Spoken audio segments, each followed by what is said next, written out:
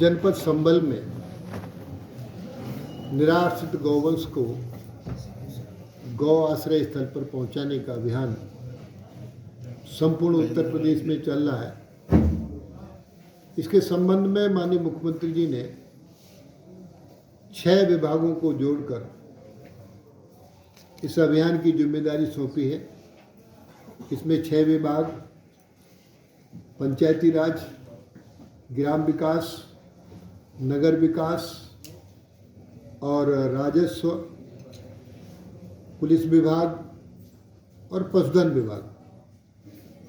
आज इन 6 विभाग से संबंधित बैठक थी। चरागाहों को मुक्त कराना, उन पर चारा बुवाना, इसमें एडीएम और डीएम ने जो भी यहाँ पर भी मुक्त कराया गया है। चरागाहों में चारा भी बुवाने का काम किया है। दूसरा प्रयास है, आज कढ़ाई भी की गई है। 31 दिसंबर के बाद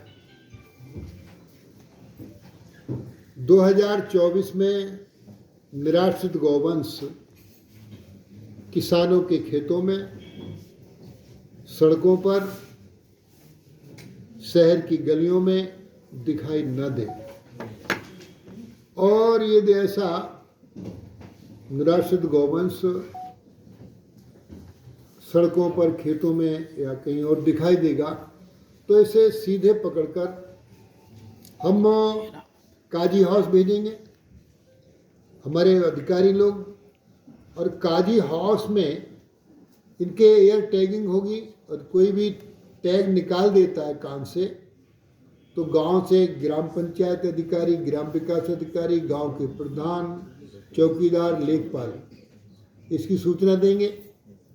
फिर उसी पशुपालक से जिसके पशु ने नुकसान किया है, गाय ने नुकसान किया है या बैल ने नुकसान किया है, नंदी ने नुकसान किया है, तो उस नुकसान की भरपाई उसी पशुपालक से होगी जिसके पशु ने वो नुकसान किया है।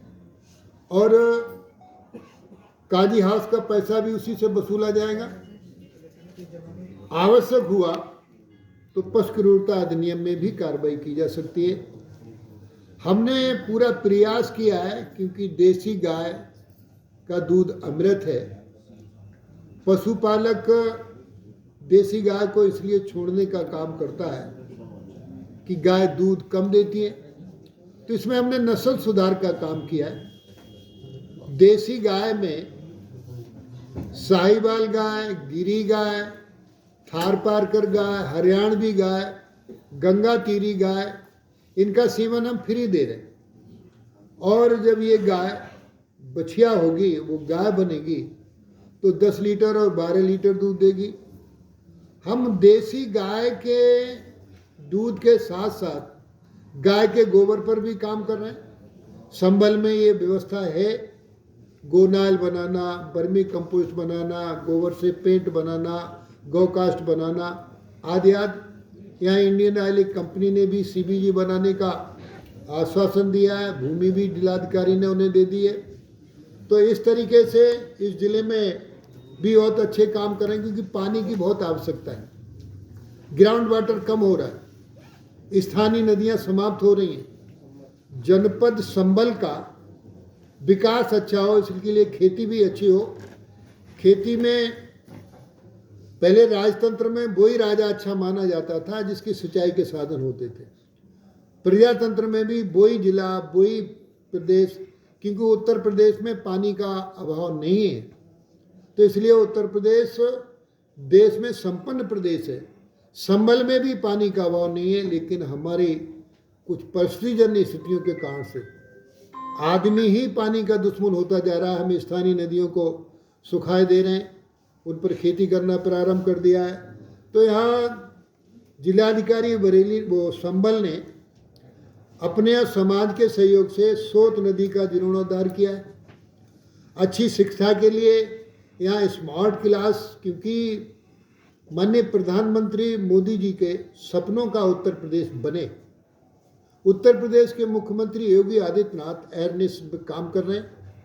यहाँ संबल में भी शिक्षा की अच्छी व्यवस्था हो, तो स्मार्ट क्लास के साथ एस्ट्रोनॉमी लैब का भी इन्होंने निर्माण किया है। MNCU का भी प्रयास किया है। एक जनपद एक उत्पाद में भी यहाँ संबल में खेती में यहाँ मेंथा है, आलू है, गन्ना है, तीनों चीनी मिलें यहाँ चालू हो गई हैं। जिलाधिकारी को निर्देशित कर दिया गया है, इन्होंने सभी चीनी मिलों को कहा है, हमने भी कहा है कि किसान का समय से भुगतान करने का काम करें। तो और इस तरीके से यहाँ कानून की व्यवस्था में पुलिस का भी ठीक से काम हो। हमारी पुलिस ने यहाँ साइबर अपराध रोकने के लिए कुछ कंट्रोल रूम ऐसी व्यवस्थाएं की हैं। पुलिस कल्याण का भी काम, क्योंकि अभी तक तो ये माना जाता है पुलिस कुछ काम कल्याण का करती नहीं है, डंडा ही चलाती है, तो ऐसा नहीं है। साइबर क्राइम को हम कैसे रोकें, कानून की व्यवस्था की, क्योंकि मेरा सीधा मानना है यदि व्यक्ति सुरक्षित है तो वो अपना विकास कर लेगा, और सुरक्षित नहीं है तो फिर विकास नहीं कर पाएगा। तो हमारे यहाँ विकास की जिम्मेदारी जिलाधिकारी पर है और सुरक्षा की जिम्मेदारी SP संबल पर है। तो दोनों मेरे अधिकारी ठीक से अपने अधिकारियों की टीम बनाकर काम करने का काम कर रहे हैं। तो जनपद संबल विकास और सुरक्षा में अव्वल आवे, इसकी हमने समीक्षा भी की है। और निराश्रित गौवंश 31 दिसंबर तक कहीं सड़कों पर खेतों में ना जाए, इसकी सिस्टम बनाकर समीक्षा की है। आज मुझे इतना ही कहना था। जी मंत्री जी, आपने पहले भी मतलब मुख्यमंत्री जी ने निर्देश दिए थे कि जो आवारा गौवंश हैं वो सड़कों पर घूम रहे हैं, उनको गौशाला बना करके उनको बंद किया जाए, लेकिन अभी तक वो गौवंश सड़कों पर ही घूम रहे हैं। क्या कारण है जो गौवंश सड़कों पर घूम रहे हैं जिनसे हादसे लगातार होते जा रहे हैं? इसके कारण दो हैं। हम जितने गौवंशों को पकड़वाते हैं उससे 54 गौवंश समाज के लोग छोड़ देते हैं।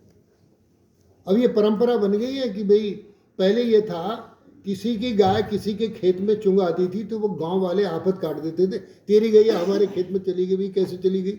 अब कोई किसी की शिकायत भी नहीं करता है, चाहे बछड़ा खा जाए चाहे गैया खा जाए, किसी के खेत में चली जाए कोई शिकायत करने वाला नहीं है, क्योंकि सभी छोड़ रहे हैं।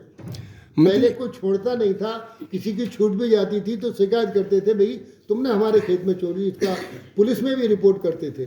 अब ना हमसे कोई कह रहा है छोड़ने की शिकायत कर रहा है, ना किसी से कह रहा है। तो आप लोगों का मुझे सहयोग चाहिए, आपके माध्यम से ये संदेश जाए कि दूध देने के बाद लोग अपनी गाय को छोड़ने का काम ना करें, पालें। हम इसके लिए सरकारी योजनाएं भी अच्छी लाएं। आप पहले भी निरीक्षण करने आए थे और यहाँ लगातार निरीक्षण होते हैं आपके द्वारा, लेकिन जो व्यवस्थाएं हैं किस तरीके से देख रहे हैं? क्या अच्छाइयाँ यहाँ देखने को मिल रही है, क्या बुराइयाँ देखने को मिल रही हैं? मित्र, मैंने अभी निरीक्षण कोई नहीं किया, नहीं आपके जो कोई निरीक्षण नहीं किया, अवलोकन किया। बैठकें की जाती हैं तो उनमें क्या? नहीं, फिर समझ लो, शब्दों का अंतर समझ लो। सर, बरक साहब ने कहा है रामायण को लेकर कि जो रामायण गीता है वो जो है किताब बुक से हटाकर जो है कुरान शरीफ को लगा दिया। सर क्या कहेंगे इसको?